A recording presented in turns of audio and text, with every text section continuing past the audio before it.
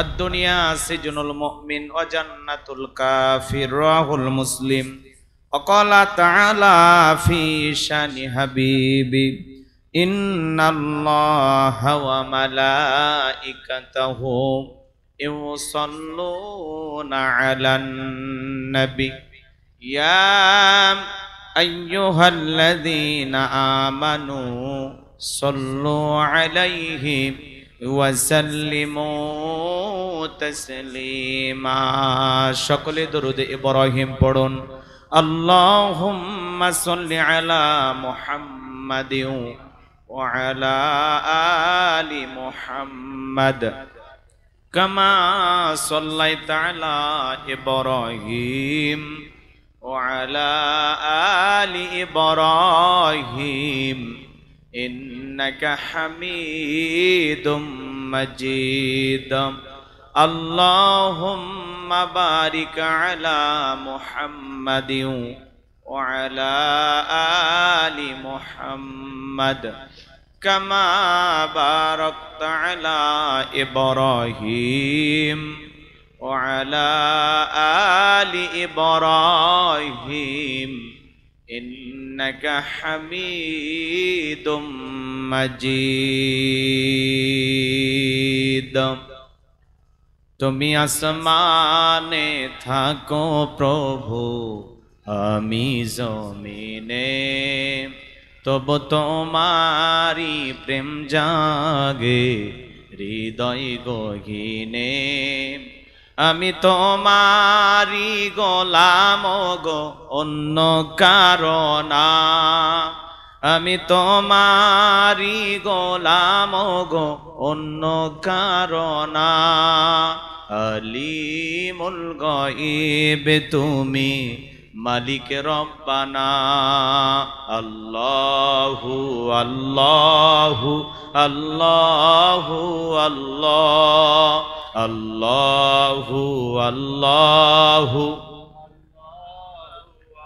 তোমারি রহম ছাড়া বাঁচা বড় দায় প্রতিদিনে প্রতিক্ষণে জড়িয়ে রাখো গো আমায় তোমারি রহম ছাড়া বাঁচা বড় দায় প্রতিদিনে প্রতিক্ষণে জড়িয়ে রাখো গো আমায় কত শত ভুল মাফ করে দাও কত শত ভুল মাফ করে দাও জানা কি অজানাই আমি তোমারি গোলাম গো অন্য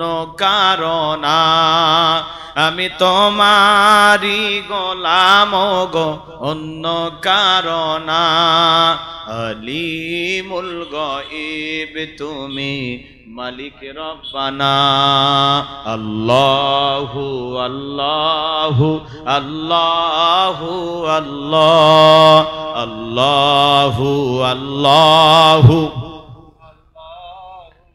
কঠিন বিচারের দিনে থেকো গো পাশে পাপের ভারে ডুবে গেছি মন তাই খেদে মরে কঠিন বিচারের দিনে থেকো গো পাশে পাপের ভারে নয়ে গেছি মন তাই খেদে মরে জান্নাতি ফুল দিও গো আমায় জান্নাতি ফুল দিও গো আমায় আগুনে ফেলে দিও না, আমি তোমারই গোলাম গো, অন্য কারণ না। আলিমুল গায়ব তুমি, মালিক রব্বানা। আল্লাহু আল্লাহু আল্লাহু আল্লাহ, আল্লাহু আল্লাহু। একটু মহাব্বতে কালেমা পড়ুন, লা ইলাহা ইল্লাল্লাহ, জোরে লা ইলাহা ইল্লাল্লাহ, জোরে লা, একটু আওয়াজ করে জোরে জোরে, লা ইলাহা ইল্লাল্লাহ, জোরে লা, জোরে লা ইলাহা ইল্লাল্লাহ, জোরে লা ইলাহা, জোরে লা ইলাহা। ফুলের বুকে থাকলে মধু, ভ্রমর যেমন আসে, কোরআনের জ্ঞান থাকলে বুকে সবাই ভালোবাসে। লা ইলাহা ইল্লাল্লাহ, জোরে লা ইলাহা, লা ইলাহা ইল্লাল্লাহু মুহাম্মাদুর রাসূলুল্লাহ। জবান ছেড়ে এক বাক্যে পড়ছি সাল্লাল্লাহু আলাইহি ওয়াসাল্লাম। বাংলাদেশের ঐতিহ্যবাহী বগুড়া জেলার কাহালু থানার অন্তর্গত পশ্চিম জোগাড়পাড়া শাহিনুর জামি মসজিদের উদ্যোগে আজকের এই ওয়াজ মাহফিলের সম্মানিত শ্রদ্ধাভাজন সভাপতি জনাব মোহাম্মদ নাজিম উদ্দিন, আল্লাহ পাক তার গোলামকে হায়াতে তৈয়বা সিয়াতে কুলিয়া দান করুন, সকলে বলুন আমিন। আজকের প্রোগ্রামের প্রধান অতিথি বিশিষ্ট রাজনীতিবিদ, সমাজসেবক, প্রিয় নেতা, জননেতা জনাব মোহাম্মদ আল হাসিবুল হাসান কবিরাজ, আল্লাহ পাক তার গোলামকে হায়াতে তৈয়বা সিয়াতে কুলিয়া দান করুন, জনগণের খেদমতের জন্য কবুল করুন, সকলে বলুন আমিন। আজকের প্রোগ্রামের বিশেষ অতিথিবৃন্দ, আমন্ত্রিত অতিথিবৃন্দ, আলোচনা রেখে ধন্য করেছেন জাতির শ্রেষ্ঠ সন্তান সম্মানিত ওলামা ইকরাম। বাদ জহর থেকে এখন পর্যন্ত আলোচনা করেছেন অনেক বক্তা, একে একে নাম বলতে গেলে আধা ঘন্টা নাম বলতেই চলে যাবে। তো আমার পূর্বে আলোচনা রেখে ধন্য করেছেন আমার অত্যন্ত কাছের, আমার স্নেহের ভাগিনা হাফেজ মাওলানা শেখ আবু ইউসুফ। কথা বলেছেন নওগাঁ থেকে আগত মেহমান কারি মাওলানা মোহাম্মদ আবু রায়হান সাহেব। আল্লাহ পাক তার এই গোলামদের কণ্ঠ দিনের জন্য কবুল করুন, সকলে বলুন আমিন। আমার পূর্বে আলোচনা রেখে ধন্য করেছেন বিশিষ্ট ইসলামী চিন্তাবিদ, মুফাসসিরে কোরআন, সারা বাংলাদেশে আলোড়ন সৃষ্টিকারী একজন দ্বীনের দায়ী, শুধু বাংলাদেশে নয় ভারতেও আলোচনা করেন আমার অত্যন্ত কাছের প্রিয় ভাই হযরত মাওলানা আব্দুস সালাম যুক্তিবাদী সাহেব দামাত বারাকাতুহু আলিয়া। আল্লাহ পাক প্রিয় ভাইয়ের কণ্ঠকে দ্বীনের জন্য, ইসলামের জন্য, কোরআনের খেদমতের জন্য কবুল করুন, সকলে বলুন আমিন। তার কণ্ঠকে আল্লাহ সারা বিশ্বের জন্য কবুল করুন, সকলে বলুন আমিন। চমৎকার কথা বলেছেন, একবারে বিষয় ভিত্তিক আলোচনা করেছেন। এখন আমি যদি আবার ওই একই আলোচনা ধরি, তখন আপনারা আবার বিরক্ত হয়ে বলবেন যেই বক্তাই উঠতেছে খালি কুরবানির ওয়াজ, আর কি ওয়াজ নাই।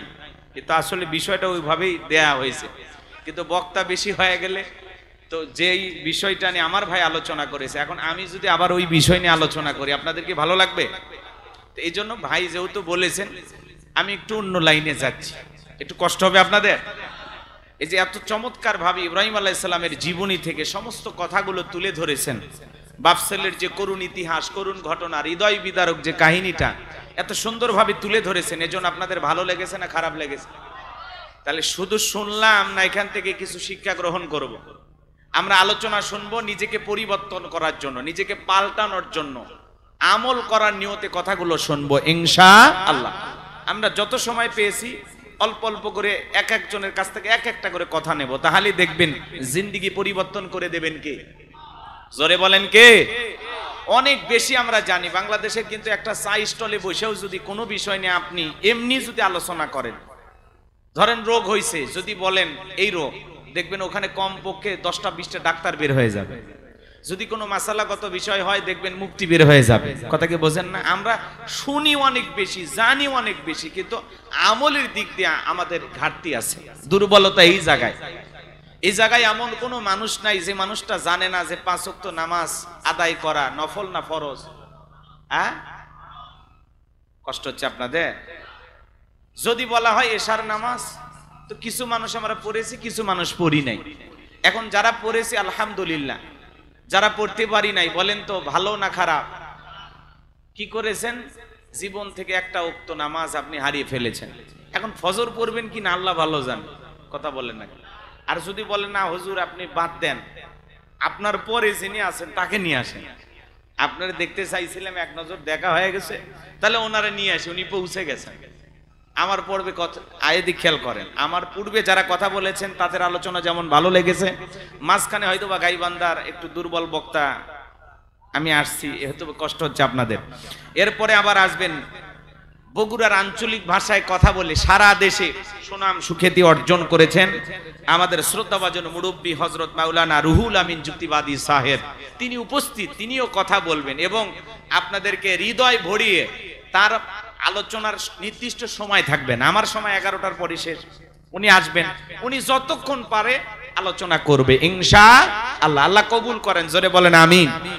চমৎকার কথা বলেন, ওনার আলোচনার আমি একজন নিয়মিত শ্রোতা, এত ভালো লাগে ওনার কথাগুলো। তো যাই হোক, বাদ জহর থেকে এখন পর্যন্ত যত ওলামা ইকরাম কথা বলেছেন প্রত্যেকের কণ্ঠকে আল্লাহ পাক দ্বীন প্রচারের সাথে কবুল করুন, জোরে বলুন আমিন। মঞ্চে উপস্থিত সম্মানিত ওলামা ইকরাম, সামনে বসা পিতৃ সমতুল্য মুরব্বী বাবাজিরা, কলিজার টুকরা প্রাণপ্রিয় যুবক ভাইরা, পর্দানিশী মা ও বোনেরা, সবাইকে নিয়ে ছোট্ট করে আরেকবার সালাম দিচ্ছি, আসসালামু আলাইকুম ওয়া রাহমাতুল্লাহি ওয়া বারাকাতুহু। আমরা শুকরিয়া আদায় করতেছি সেই মহান রবের দরবারে, যে আল্লাহ পাক সুবহানাহু ওয়া তাআলা অত্যন্ত দয়া করে, করুণা করে, মায়া করে, মহব্বত করে, ভালোবেসে, পছন্দ করে শত ব্যস্ততার ভিতরে আজকে শুধুমাত্র কেবলমাত্র কোরআনুল কারীমের কিছু আলোচনা শোনার জন্য আজকের এই সুন্দর পরিবেশে আসার বসার সুযোগ দান করলেন। সে মহান রবের দরবারে সিজদাবনত চিত্তে কালিমাতুশ শুকর আদায় করে পড়ছি আলহামদুলিল্লাহ। বিশ্ব নবীজির প্রতি হৃদয় নিংড়ানো ভালোবাসা নিয়ে পড়ছি দরুদ ও সালাম, সকলেই পড়ুন সাল্লাল্লাহু আলাইহি ওয়াসাল্লাম।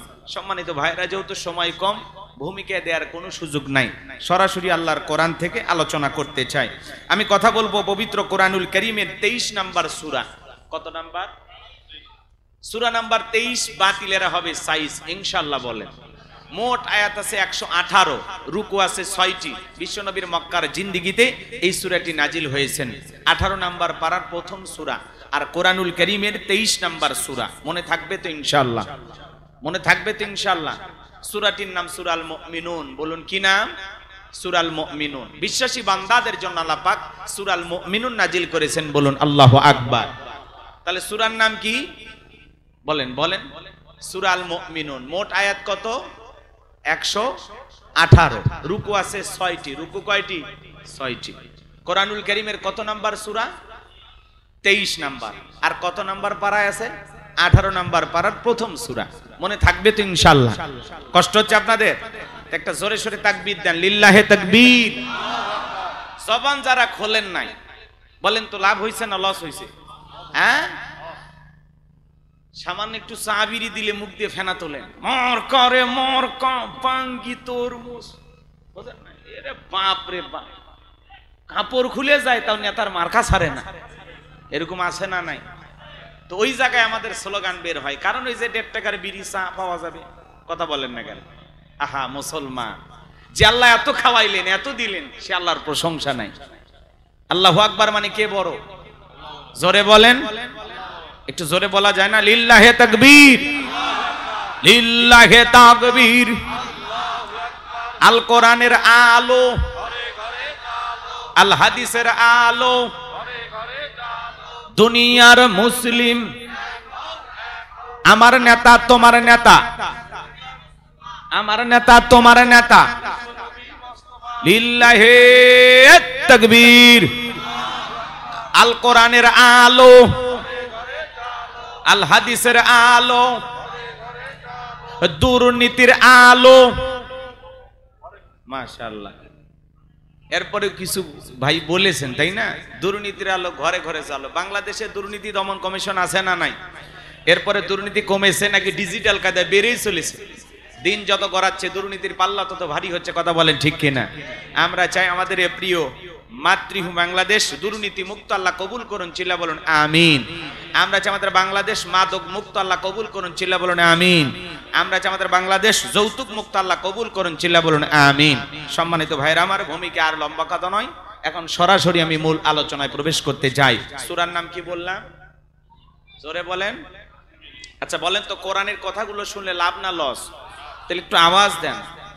লাভটা কি আমার আল্লাহ জানায় দিলেন, وَإِذَا قُرِئَ الْقُرْآنُ فَاسْتَمِعُوا لَهُ وَأَنصِتُوا لَعَلَّكُمْ تُرْحَمُونَ। সূরা আরাফ আয়াত নাম্বার 204। আমার আল্লাহ রাব্বুল আলামিন জানায়া দিলেন, তোমাদের সামনে যখন কোরআন পাঠ করা হয়, কোরআনের আলোচনা করা হয়, চুপ করে কান লাগিয়ে মনোযোগ সহকারে কোরআনের কথাগুলো শ্রবণ করো। যারা চুপচাপ কোরআনুল কারীমের কথাগুলো শ্রবণ করবে, আমার আল্লাহ রাব্বুল আলামিন আসমান থেকে তাদের উপরে আল্লাহর রহমত বৃষ্টির মতো নাজিল করবেন। বলুন সুবহানাল্লাহ।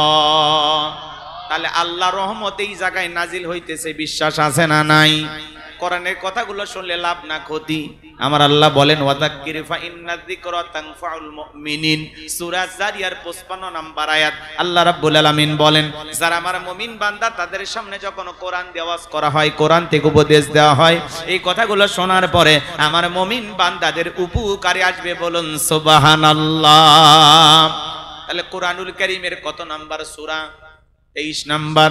সূরাটির নাম সূরা আল মুমিনুন। আল্লাহ পাক তার বিশ্বাসী বান্দাদের জন্য সূরা আল মুমিনুন নাজিল করেছেন। যারা অবিশ্বাসী কাফির তাদের জন্য আল্লাহ পাক একটি সূরা নাজিল করেছেন, সূরার নাম হলো কাফিরুন। কথা বলেন ঠিক কি না? আল্লাহ রাব্বুল আলামিন বলেন, কুল ইয়া আইয়ুহাল কাফিরুন। আল্লাহ পাক তার অবিশ্বাসী বান্দাদের জন্য সূরা কাফিরুন নাজিল করেছেন, বিশ্বাসী বান্দাদের জন্য সূরা আল মুমিনুন নাজিল করেছেন। যারা হলো দুদুল্যমান, দুই নৌকে পা দিয়ে চলে, মুখে বলে একটা, অন্তরে আর একটা, দুমুখ সাপ। বৃষ্টিতে এইদিকে ছাতা ধরে, সেদিকে গুলালু মার্কা। এদের নাম কি? আসতে বললেন, ওরা শুনলে কিন্তু মন খারাপ করবে। ওদের নাম কি? মুনাফিক। জোরে বলেন কি নাম? এই মুনাফিকদের জন্য আল্লাহ পাক একটি সূরা নাজিল করেছেন, সূরার নাম হলো মুনাফিকুন। কথা বলেন ঠিক কি না? মুনাফিক চেনা বড় কঠিন। দাড়ি টুপি থাকার পরে মুনাফিক হতে পারে, হজ করার পরেও আলহাজ মুনাফিক হতে পারে। কথা বলেন ঠিক কি না? রাসূলের পিছনে নামাজ পড়ে লোকটা যদি মুনাফিক হয়, আপনার আমার পিছনে নামাজ পড়ে তার চাইতে বড়টা হবে। কথা বলেন ঠিক কি না? মুনাফিক চেনা বড় কঠিন। সকালবেলা বলে আমরা কোরআনের পক্ষে, ইসলামের পক্ষে, সন্ধ্যাবেলায় দেখবেন ইসলাম নামের গাছের গোড়া কাটে। কথা বলেন ঠিক কি না? চুপ করে থাক ধোঁকাবাজ, চোখে তোদের নাহি লাজ। চুপ করে থাক ধোঁকাবাজ, চোখে তোদের নাহি লাজ। গোড়া কেটে মাথায় ঢালো পানি, তোদের চিনি আর কতকাল করবি রে শয়তানি। মুনাফিকদের চেনা বড় কঠিন। কথা বলেন না কেন? সকালবেলায় বলে আমরা ইসলামের পক্ষে আছি, আর রাতের বেলা ইসলাম নামের গাছের গোড়া কাটে। কথা বলেন ঠিক কি না? সকালবেলা বলবে কোরআনের মাহফিল চলবে, সন্ধ্যেবেলায় পুলিশ পাঠায় বন্ধ করে। আছে না নাই? এই জন্য মুনাফিক চেনা বড় কঠিন। মনে রাখবেন, অমুসলিমের দ্বারা ইসলাম যতটা না ক্ষতিগ্রস্ত হয়, নামধারী মুনাফিক মার্কা মুসলমানের দ্বারা ইসলাম সবচেয়ে বেশি ক্ষতিগ্রস্ত হয়। কথা বলে ঠিক কি না? এই জন্য ভাইয়েরা আমার, আজকে আমি মুনাফিকদেরকে নিয়ে আলোচনা করব না, আমি কাফেরদেরকে নিয়ে আলোচনা করব না, আমি আলোচনা করব আল্লাহর ভিআইপি মুমিন বান্দাদেরকে নিয়ে। বলুন আল্লাহু আকবার। একটু জবান ছেড়ে সবাই আমার সাথে তেলাওয়াত করুন, আউযু বিল্লাহি মিনাশ শাইতানির রাজিম, বিসমিল্লাহির রাহমানির রহিম। বিতাড়িত মোর্দা শয়তানের কাছ থেকে আল্লাহ পাকের কাছে আশ্রয় প্রার্থনা চাচ্ছি। পরম করুণাময় অসীম দয়ালু আল্লাহ তাআলার নামে শুরু করছি। সূরার নাম সূরা আল মুমিনুন। বলেন কি না? এদিক খেয়াল করেন। কথা মনে হয় আপনারা বুঝতে চাচ্ছেন না, কষ্ট হচ্ছে আপনাদের? হ্যাঁ, এদিক খেয়াল করেন। যে কোনো আয়াত বা সূরার তাফসীর করতে হলে কোন প্রেক্ষাপটে, কোন সময় রাসূলের উপরে সে আয়াতটি বা সূরাটি নাজিল হয়েছে, সেই নাজিলের প্রেক্ষাপট জানার দরকার আছে না নাই? আরবিতে বলা হয় শানে নুজুল। যদি শানে নুজুল আলোচনা করা হয় তাহলে তাফসীর বুঝতে সহজ হয়। বলুন আল্লাহু আকবার। তাহলে বিশ্ব নবীর উপরে কোন প্রেক্ষাপটে, কোন সময় আল্লাহ তাআলা সূরা আল মুমিনুন নাজিল করেছেন, আমি কি নাজিলের প্রেক্ষাপট একটু তুলে ধরবো? কষ্ট হবে না তো ইনশাআল্লাহ? সম্মানিত ভাইয়েরা আমার, বিশ্বনবীর প্রিয় সাহাবী হযরত ওমর ফারুক রাদিয়াল্লাহু তাআলা বলেন, আমি মৌমাছির বন বন ভন ভন আওয়াজ শুনলাম, ডানে তাকায় মৌমাছি নাই, বামে তাকায় মৌমাছি নাই। বিশ্বনবীর চেহারা মুবারকের দিকে তাকায় দেখি আমার নবীজি ফিস ফিস করে কি যেন তিলাওয়াত করতেছেন। হযরত ওমর ফারুক ডেকে বলেন, আমার বোঝার বাকি রইল না, আসমান থেকে নবীজির উপরে কোরআনুল কারীম নাজিল হচ্ছে আর বিশ্বনবী কোরআনুল কারীম রিসিভ করতে ব্যস্ত। বলুন আল্লাহু আকবার। তাহলে মৌমাছির বন বন ভন ভন আওয়াজ হইলে কোরআনুল কারীম নাজিল হয়, দপ্তরি ছুটির ঘন্টায় বাড়ি মারে টন টন আওয়াজ হইলে কোরআনুল কারীম নাজিল হয়। আমার ভাইয়েরা, বিশ্বনবী যখন ঘোড়ার উপরে থাকতেন ওই সময় যদি কোরআনুল কারীম নাজিল হইতো, ওহির ভারে ঘোড়ার পা গুলো বালুর ভিতরে ডেবে যেত। বলুন আল্লাহু আকবার। নবীজি যখন উটের উপরে থাকতেন ওই সময় যদি কোরআনুল কারীম নাজিল হইতো, ওহির ভারে উটের মাথা জমিনের সঙ্গে লেগে যেত। এক সাহাবী রানের উপরে মাথা রেখে নবীজি আরাম ফরমাচ্ছেন, ওই সময় কোরআনুল কারীম নাজিল হলো। সাহাবী ডেকে বলেন, আমার কাছে মনে হয় আমার রানটা ফেটে যাবে, আমার কাছে মনে হয় আমার রানের উপরে পাহাড় চেপে ধরা হয়েছে। তাহলে কোরআনুল কারীমের একটা আলাদা ওয়েট, আলাদা একটা ওজন আছে না নাই? দীর্ঘ 23টি বছরে নবীজির উপরে এই কোরআনুল কারীম নাজিল। জীবনের প্রথম কোরআনুল কারীম রিসিভ করতে গিয়ে বিশ্ব নবীর শরীর মোবারকে জ্বর পর্যন্ত এসেছিল। ইমদাদিয়া লাইব্রেরি ছাপাইয়া মুসলমানের ঘরে ঘরে 150-200 টাকার বিনিময়ে কোরআনটা পৌঁছায় দিয়েছে। এই কোরআনের শান কত, মর্যাদা কত, আজও কপাল পরা মুসলমান আমরা বুঝলাম না। এমন মুসলমান বয়স আছে 30, 40, 50 বছর বয়স হয়ে গেছে, আল্লাহর কোরআনটা কোনোদিন খুলেও দেখে নাই, এমন মুসলমানও আছে না নাই? কষ্ট হয় ভাইয়েরা আমার। তাহলে দীর্ঘ 23টি বছরে নবীজির উপরে কোরআনুল কারীম নাজিল হয়েছে। আর অনেকগুলো পদ্ধতিতে রাসূলের উপরে কোরআনুল কারীম নাজিল হইতো, আজকে বলার এত সময় নাই। সংক্ষিপ্ত কথা হলো, হযরত ওমর ফারুক ডেকে বলেন, নবীজির কোরআনুল কারীম রিসিভ করা শেষ হয়ে গেল। বিশ্ব নবী সাহাবায়ে কেরামদের দিকে মুখ ঘোরায় ডেকে বলেন, আমার সাহাবীরা, এই মাত্র আসমান থেকে জিবরাইল এসে আমাকে জানায় দেখলেন, নবী গো,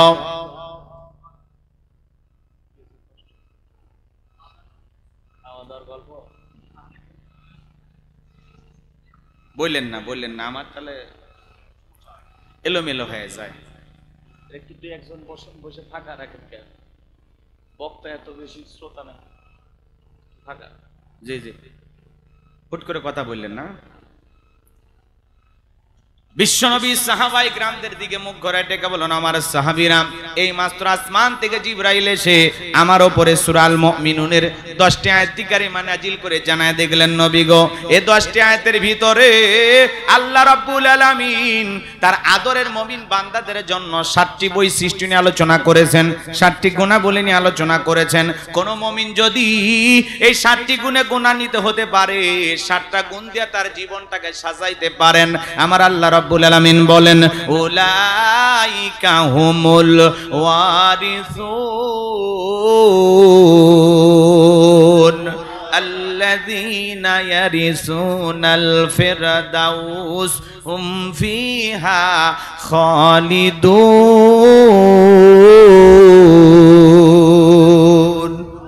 আমার আল্লাহ রাব্বুল আলামিন বলেন, তারাই উত্তরাধিকারী হবেন জান্নাতুল ফিরদাউসের, সেখানে তারা চিরকাল বসবাস করবেন। আমার আল্লাহ কোনোদিন তাদেরকে জান্নাত থেকে বের করে দেবেন না। চিৎকার মেরে বলুন সুবহানাল্লাহ। আপনার আমার টার্গেট জান্নাত না জাহান্নাম? কারা কারা জান্নাতে যেতে চান দুইটা হাত তুলে আমার আল্লাহকে একবার দেখান। আল্লাহ পাক আমাদের সবাইকে জান্নাতুল ফিরদাউসের ওয়ারিস হিসেবে কবুল করুন। জোরে বলুন আমিন। জান্নাতে যেতে হলে কয়টা গুণাবলী? 7টি। জোরে বলেন কয়টি? 7টা। আঙ্গুল দেখান তো বাজান, দেখি তো, সবাই আঙ্গুল দেখান। এই যুবকেরা, যুবকদের অবস্থা যা দেখতেছি, বাপ রে বাপ।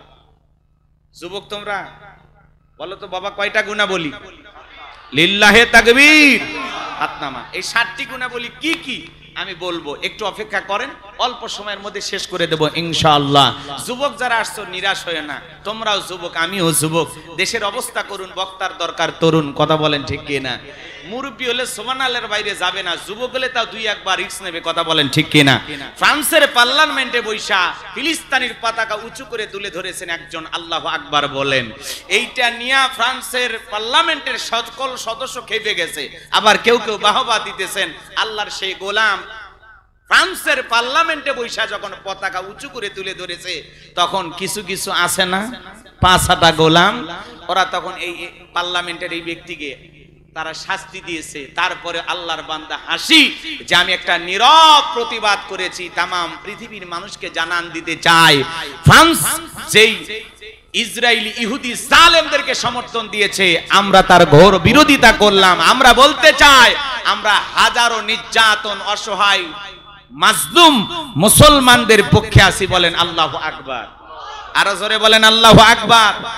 পৃথিবীর অনেকগুলো রাষ্ট্র ফিলিস্তিনিকে স্বাধীন হিসেবে স্বীকৃতি দিচ্ছে, আলহামদুলিল্লাহ বলেন। অচিরেই আমরা বিশ্বাস করি আজ হোক কাল হোক ফিলিস্তিনি মুসলমানেরা স্বাধীন হবে, কথা বলেন ঠিক কি না? যে সমস্ত ইহুদি জালেমেরা জোর করে দখল করে বসবাস করতেছে, একদিন এই জালেমদেরকে ইমানদাররা হটায়া নিজের ভূমি নিজের মাতৃভূমি রক্ষা করবে। একজন ইহুদির বাচ্চার ফিলিস্তিনের জমিনে জায়গা হবে না, কথা বলেন ঠিক কি না?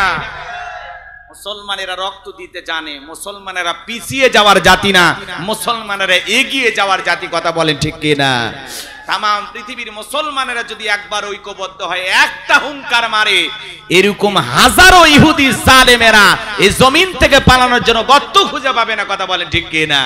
কিন্তু হাজারো মুসলমান ব্যস্ত, মুসলমান আছে নামধারী, কথা বলেন না কেন? নবীর দেশ কোন দেশ? কথা কয় না, সৌদি আরব, নাম শোনেন নাই?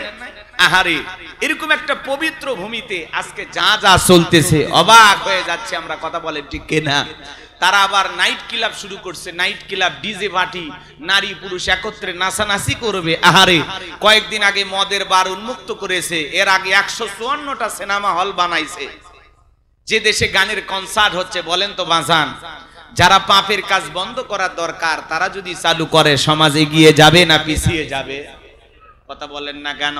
বাজান গো, মন খারাপ করবেন না, সামনের দিকে যাই। যে কথা বলতে চাচ্ছিলাম, আমার ভাইরা, লম্বা হবে, লম্বা করার সুযোগ নাই।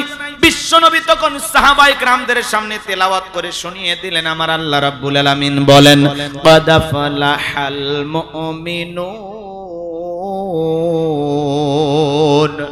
আমার আল্লাহ রাব্বুল আলামিন বলেন, অবশ্যই মুমিনেরা সফল, অলরেডি মুমিনেরা সফল। সফল হয়েছে তারা ঈমান এনেছে যারা, বলেন আল্লাহু আকবার। সফল হয়েছে কারা? ঈমান এনেছে যারা। আল্লাহু আকবার বলেন। আমরা মনে করি ক্ষমতা থাকলে সফল, টাকা থাকলে সফল, পৃথিবীর সবাই চেনে জানে যশ খ্যাতি অর্জন করলে সফল, ক্রিকেটার হলে বুঝি সফল, ফুটবলার হলে বুঝি সফল, নায়ক হলে বুঝি সফল, সুপারস্টার গায়ক হলে বুঝি সফল না। এগুলো সফলতার মাপকাঠি না। সফল হতে পারবে তারা ঈমান আনবে যারা। এ বাজান গোমার পৃথিবীর সবচাইতে বড় নেতা নাম হলো জো বাইডেন, আমেরিকার প্রেসিডেন্ট। আপনাদের এলাকায় একটা বাজার আছে দোপসাসিয়া বাজার, এখানে কাঁচা তরি তরকারি বিক্রি করে সবজি বিক্রেতা। আল্লাহর বান্দা আজান দেওয়ার পরে মসজিদে মাথা নত করে যদি আল্লাহকে সিজদা দেয়, পৃথিবীর বড় নেতা জো বাইডেনের চেয়ে ওই সবজি বিক্রেতা ইমানদারের দাম আল্লাহর কাছে কম না বেশি? তার মানে কি বুঝলেন? ঈমান আছে যার, আল্লাহর কাছে দাম আছে তার ঈমান নাই, আল্লাহর কাছে তার দাম 4 পয়সাও নাই, কথা বলেন ঠিক কি না? পৃথিবীর বড় বড় লিডার আছে, উত্তর কোরিয়ার প্রেসিডেন্ট কাটিং মারাল মাল কিং জং চেনেন না, রাশিয়ার প্রেসিডেন্ট পুতিন, ভারতের দাদা, এরা যত বড় ক্ষমতাধর হোক না কেন, বাংলাদেশের একজন রিক্সা চালক, ভ্যান চালক লোকটা যদি ইমানদার হয়, আজান দেওয়ার পরে মাথা নত করে যদি আল্লাহকে সিজদা দেয়, এই পৃথিবী কাঁপানো বড় বড় লিডারদের চাইতে ওই ইমানদার রিক্সা চালকের, ভ্যান চালকের দাম আল্লাহর কাছে কম না বেশি? তার মানে কি বুঝলেন? ঈমান আছে যার, আল্লাহর কাছে দাম আছে তার, ঈমান নাই, দাম নাই। ওই বেঈমানেরা ক্ষমতার মাতবাড়িতে, টাকা পয়সার অহংকারে দুনিয়াতে লড়াই করতে পারে, ঈমানদারদের উপর নির্যাতন ও জুলুম করতে পারে, কিন্তু মরার পরে একজন বেঈমানের দাম নাই, সবগুলোকে পিটাইয়া জাহান্নামে দেবেন কে? ওই বেঈমানেরা ওরা ক্ষমতার মাতবাড়িতে দুনিয়াতে হুমকি ধুমকি দিতে পারে, মানুষের রক্ত নিয়ে খেলতে পারে, মরার পরে সবগুলো বেঈমানকে পিটাইয়া জাহান্নামে ফেলে দেবেন কে? আরো জোরে বলেন কে?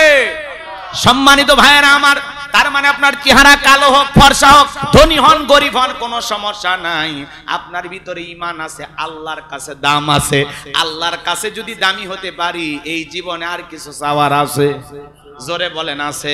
তাহলে ঈমান আছে যার, আল্লাহর কাছে দাম আছে তার। ঈমান নাই, আল্লাহর কাছে দাম নাই। তাহলে আল্লাহ রাব্বুল আলামিন বলেন ক্বাদ আফলাহাল মুমিনুন, অবশ্যই মুমিনেরা সফল, অলরেডি মুমিনেরা সফল। সফল হয়েছে তারা ঈমান এনেছে যারা। ঈমানদার ছাড়া আল্লাহর কাছে সফল হওয়া যাবে। তাহলে আমি বলবো সফল হয়েছে কারা, আপনারা বলবেন ঈমান এনেছে যারা। আমি বলবো আল্লাহর কাছে দামি বান্দা কারা, আপনারা বলবেন ঈমানদার বান্দা যারা। বলতে পারবেন? তাহলে বলেন সফল হয়েছে কারা? ঈমান এনেছে যারা। সফল হয়েছে কারা? আল্লাহর কাছে দামি বান্দা কারা? ঈমানদার বান্দা যারা। আল্লাহর কাছে দামি বান্দা কারা? ভাই, আল্লাহ তাআলার কাছে হাজার হাজার শুকরিয়া আদায় করতে হবে। আল্লাহ তাআলা আমাদেরকে এত ভালোবাসেন, ভালোবেসে আল্লাহ তাআলা মুসলমানের ঘরে জন্ম দিয়া জান্নাতের রাস্তা একটু আগায় দিয়েছেন। সুবহানাল্লাহ কয় না? আল্লাহ তাআলা ভালোবেসে পৃথিবীর শ্রেষ্ঠ ধর্ম ইসলাম ধর্মের মানুষ বানিয়েছেন। পৃথিবীর শ্রেষ্ঠ কিতাব কুরআনুল কারীম দান করে জান্নাতের রাস্তা আরেকটু আগায় দিয়েছেন। এরপরে পৃথিবীর শ্রেষ্ঠ পয়গাম্বার, আখিরি জামানার আখিরি পয়গাম্বারের আখিরি উম্মত বানায়া জান্নাতের রাস্তা আরেকটু আগায় দিয়েছেন। এখন একটু আমল করলেই জান্নাত। সুবহানাল্লাহ বলেন। কষ্ট হচ্ছে আপনাদের? 7টি গুণাবলীর 1 নাম্বার গুণাবলী, এইবার মনোযোগ দিয়ে শুনবেন। তাহলে ঈমান এনেছে যারা, সফল হয়েছে তারা। কথা বলেন ঠিক কিনা? আমি আপনাদেরকে ছোট্ট একটা প্রশ্ন করি, বলেন তো ঈমান আনার পরে মুমিন জীবনের সবচেয়ে গুরুত্বপূর্ণ ইবাদতের নাম কি? এদিক খেয়াল করেন। একজন অমুসলিম জোহরের নামাজের পূর্বে যদি ঈমান গ্রহণ করে, ওই ব্যক্তির উপরে জোহরের সালাত আদায় করা কি? জোরে বলেন কি?